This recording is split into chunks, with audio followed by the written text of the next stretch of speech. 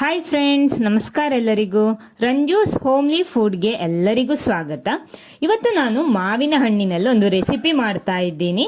ಇವಾಗ ಮಾವಿನ ಹಣ್ಣಿನ ಸೀಸನ್, ನಮಗೆಲ್ಲ ಕಡೆ ಮಾವಿನ ಹಣ್ಣು ಸಿಗುತ್ತೆ.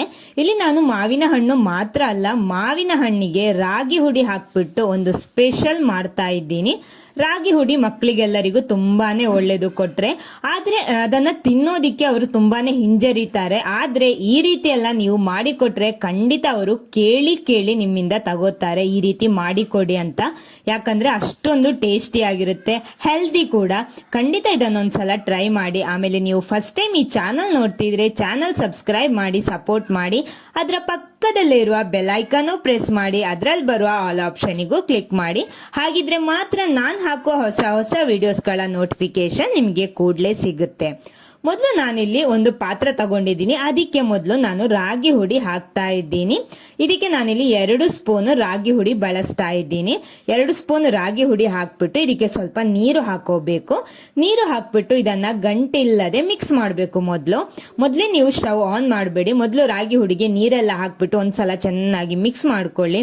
ನೋಡಿ, ಇವಾಗ ಚೆನ್ನಾಗಿ ಮಿಕ್ಸ್ ಆಗಿದೆ.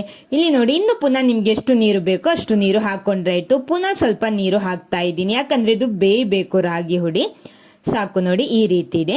ಆಮೇಲೆ ಇದಕ್ಕೆ ರುಚಿಗೆ ತಕ್ಕಷ್ಟು ಬೆಲ್ಲ ಹಾಕೊಳ್ಳಿ. ನಾನಿಲ್ಲಿ ಸ್ವೀಟಿಗೆ ಬೆಲ್ಲ ಹಾಕ್ತಾ ಇದ್ದೀನಿ. ಬೆಲ್ಲನ ತುರ್ದಿಟ್ಕೊಂಡಿದ್ದೀನಿ, ಅದನ್ನ 2 ಸ್ಪೂನ್ ನಷ್ಟು ಹಾಕ್ತಾ ಇದ್ದೀನಿ. ಎಲ್ಲ ಹಾಕ್ಬಿಟ್ಟು ಒಂದ್ಸಲ ಚೆನ್ನಾಗಿ ಮಿಕ್ಸ್ ಮಾಡಿ ಆಮೇಲೆ ನೀವು ಸ್ಟವ್ ಆನ್ ಮಾಡ್ಕೊಳ್ಳಿ. ಸ್ಟವ್ ಆನ್ ಮಾಡಿ ಇದನ್ನ ಚೆನ್ನಾಗಿ ಕುದಿಸ್ಬೇಕು. ಅಂದ್ರೆ ನಮ್ಮ ಈ ರಾಗಿ ಹುಡಿ ಎಲ್ಲ ಚೆನ್ನಾಗಿ ಬೇಯಬೇಕು. ಅಷ್ಟೊತ್ತು ಇದನ್ನ ಚೆನ್ನಾಗಿ ಮಿಕ್ಸ್ ಮಾಡ್ಕೊಳ್ಳಿ. ನೋಡಿ, ಈ ರೀತಿ ಕೈ ಬಿಡಬೇಡಿ, ಕೂಡಲೇ ಗಟ್ಟಿಯಾಗ್ಬಿಡುತ್ತೆ. ನೋಡಿ, ಇಲ್ಲಿ ರೆಡಿ ಆಗಿದೆ ನಮ್ಮ ರಾಗಿ ಹುಡಿ. ಬೆಂದು ನೋಡಿ, ಒಳ್ಳೆ ದಪ್ಪಾಗಿ ರೆಡಿ ಆಗಿದೆ. ಸಾಕಿಷ್ಟು. ಇನ್ನಿದು ಫುಲ್ ಆಗಿ ಆರ್ಬೇಕು. ಆರಿದ್ಮೇಲೆ ನಮಗಿದು ಮಿಕ್ಸಿ ಜಾರಿಯಲ್ಲಿ ಹಾಕಬೇಕು. ಆದ ಕಾರಣ ಇದು ಫುಲ್ ಆಗಿ ಆರ್ಲಿ. ಸ್ವಲ್ಪ ಹೊತ್ತು ವೇಟ್ ಮಾಡೋಣ. ಅಷ್ಟೊತ್ತಲ್ಲಿ ನಾವಿಲ್ಲಿ ಮಾವಿನ ಹಣ್ಣು ರೆಡಿ ಮಾಡಬೇಕು.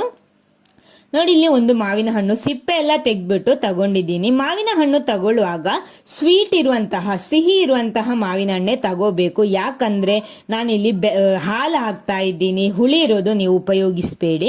ಒಂದು ಮಿಕ್ಸಿ ಜಾರ್ ತಗೊಳ್ಳಿ. ಅದಕ್ಕೆ ನಾವಿಲ್ಲಿ ಮೊದಲು ಮಾಡಿಟ್ಟಂತಹ ರಾಗಿ ಹುಡಿಯ ಮಿಕ್ಸಿ ಇದಕ್ಕೆ ಸೇರಿಸಬೇಕು. ನೋಡಿ, ಸ್ವಲ್ಪ ಬಿಸಿ ಇದೆ. ನೀವು ಹಾಕುವಾಗ ಫುಲ್ ಆಗಿ ಆರಿದ್ಮೇಲೆ ಹಾಕೊಳ್ಳಿ.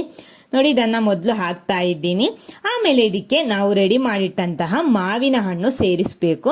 ಮಾವಿನ ಹಣ್ಣು ನಿಮಗೆ ರುಚಿಗೆ ಎಷ್ಟು ಬೇಕೋ ಅಷ್ಟು ಸೇರಿಸಬಹುದು, ತೊಂದರೆ ಏನಿಲ್ಲ.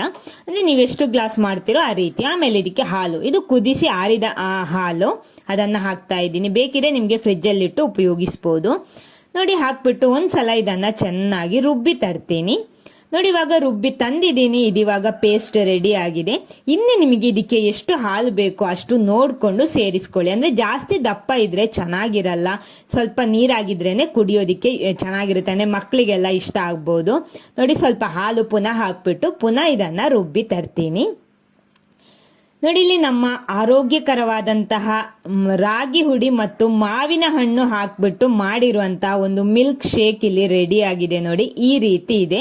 ಮಕ್ಕಳಿಗೆಲ್ಲ ಖಂಡಿತ ಇದು ಇಷ್ಟ ಆಗ್ಬೋದು. ಈ ರೀತಿ ಮಾಡಿಕೊಡಿ. ಅಂದ್ರೆ ಇವಾಗ ಮಾವಿನ ಹಣ್ಣಿನ ಸೀಸನ್ ಬೇಕಾದಷ್ಟು ಸಿಗುತ್ತೆ ನಮಗೆ. ನೋಡಿ, ಈ ರೀತಿ ಇರುತ್ತೆ. ಮಕ್ಕಳಿಗೆ ಅಂತಲ್ಲ, ಯಾರಿಗೆ ಬೇಕಿದ್ರು ಇದು ಕುಡಿಬಹುದು. ಮಕ್ಕಳಿಗೆಲ್ಲ ಬ್ರೇಕ್ಫಾಸ್ಟ್ ಜೊತೆನೂ ಕೊಡ್ಬೋದು, ಬೆಳಿಗ್ಗೆ ಸ್ಕೂಲ್ಗೆಲ್ಲ ಹೋಗುವಾಗ. ಓಕೆ, ಈ ವಿಡಿಯೋ ನಿಮ್ಗೆ ಇಷ್ಟ ಆದ್ರೆ ಖಂಡಿತ ಲೈಕ್ ಮಾಡಿ, ಎಲ್ಲರ ಜೊತೆ ಶೇರ್ ಮಾಡಿ. Okay, thank you.